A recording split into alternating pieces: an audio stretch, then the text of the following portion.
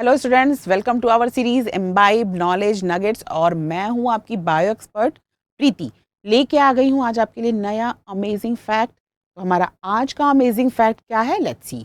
Why physicians treated peptic ulcers incorrectly for nearly a century. भाई, physicians ने हमारा peptic ulcer को ही treat जो है अराउंड 1 सेंचुरी जो है वो गलत तरीके से किया। तो रीज़न क्या था इसके पीछे? Let's find out.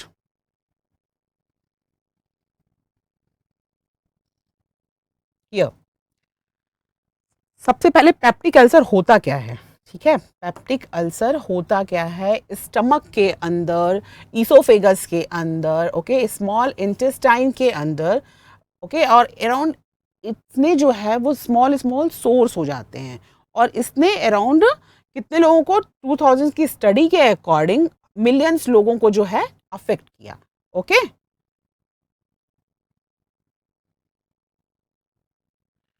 अच्छा, अब देखो भाई, पेप्टिक अल्सर सबसे पहले मैंने यही बताया ना आपको कि होता क्या है। स्मॉल स्मॉल सोर्स, घाव जो हैं वो हमारे स्टमक के अंदर, या आप कह सकते हो डाइजेस्टिव सिस्टम के अंदर, ईसोफेगस, इंटेस्टाइन और स्टमक के अंदर जो घाव होते थे वो हो जाते थे, उसको ही पेप्टिक अल्सर बोलते हैं। ओके, अब बहुत लंबे समय तक फिजिशियंस क्या सोचते थे कि जो स्ट्रेस है, स्पाइसी फूड है, ओके, इसकी वजह से ये सोर्स जो है वो डेवलप हो जाते हैं। ओके, और एक्सप्लेनेशन क्या था? That seem to make sense given that ulcers patient often complain about burning pain after eating spicy food. अच्छा, उन्होंने ये कंक्लूजन ही क्यों निकाला कि जो पेप्टिक अल्सर का ट्रीटमेंट क्यों गलत किया और क्या इसके पीछे रीज़न था? सबसे पहले हुआ क्या, जो जो पेशेंट्स होते थे वो क्या कहते थे कि जब भी वो स्पाइसी फूड खाते हैं जिसको पेप्टिक अल्सर होता है, वो फिर क्या कहेगा कि बर्निंग होती है, इस तरह के सेंसेशन होते हैं। तो उन्होंने कंक्लूजन ये निकाला कि डेफिनेटली ये स्पाइसी फूड और स्ट्रेस की वजह से जो है इस तरह की चीज़ें होती होंगी। बट बहुत ये जो है अराउंड 100 ईयर्स तक जो डॉक्टर्स थे वो क्या इसके लिए ट्रीटमेंट प्रिस्क्राइब करते थे कि rest and a bland diet. अब ये ब्लैंड डाइट क्या होता है? Bland diet means without spice, बहुत ही नॉर्मल लेस फाइबर वाला जो डाइट होता है, विदाउट स्पाइस लेस फाइबर वाला diet, that is known as the bland diet. तो इस तरह के पेशेंट्स को क्या उन्होंने रिकमेंड किया फिजिशियंस ने कि you have to take less spicy food, मतलब नहीं ही लो, ब्लैंड डाइट लो, लेस फाइबर वाला लो, अकॉर्डिंग टू द जो उनके सिम्टम्स थे उसके हिसाब से। क्यों? क्योंकि उन्होंने कंप्लेन की थी पेशेंट्स ने कि भाई हमें बर्निंग होता है, इस तरह की चीज़ें होती हैं। ओके, बट रीज़न कुछ तो भाई और ही था। ठीक है, क्या था? इन 1982 में क्या हुआ? Australian researchers Barry Marshall and Robin Warren, उन्होंने क्या डिस्कवर किया? इसके पीछे क्या रीज़न है? सी, उन्होंने खोजा कि एक बैक्टीरिया, ओके, एक bacteria that is known as the Helicobacter pylori. क्या नाम है बैक्टीरिया का? याद रखना, Helicobacter pylori.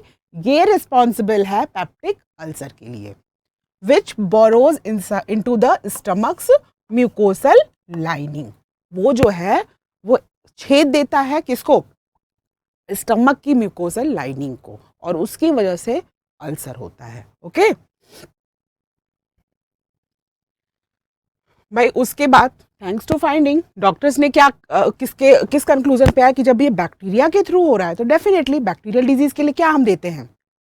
Antibiotics. Okay, antibiotics. और उन्होंने स्टार्ट किया अल्सर के लिए इस एंटीबायोटिक्स का। ओके, एंटीबायोटिक्स का। तो हमेशा बैक्टीरियल डिजीज के लिए एंटीबायोटिक्स दी जाती है। ओके, तो जब हेलिकोबैक्टर पाइलोरी ये रिस्पॉन्सिबल था पेप्टिक अल्सर के लिए, तो उन्होंने स्टार्ट किया एंटीबायोटिक्स को देना इसके इलाज के लिए। ओके, तो भाई हमें किसको थैंक्स बोलना चाहिए?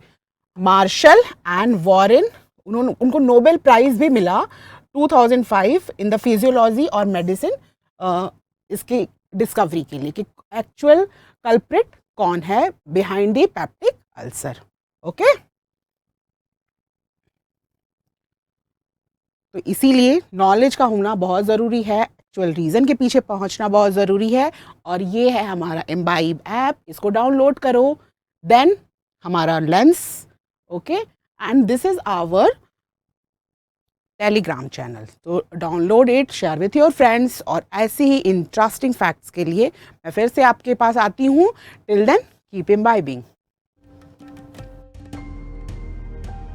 Keep imbibing. We believe in you.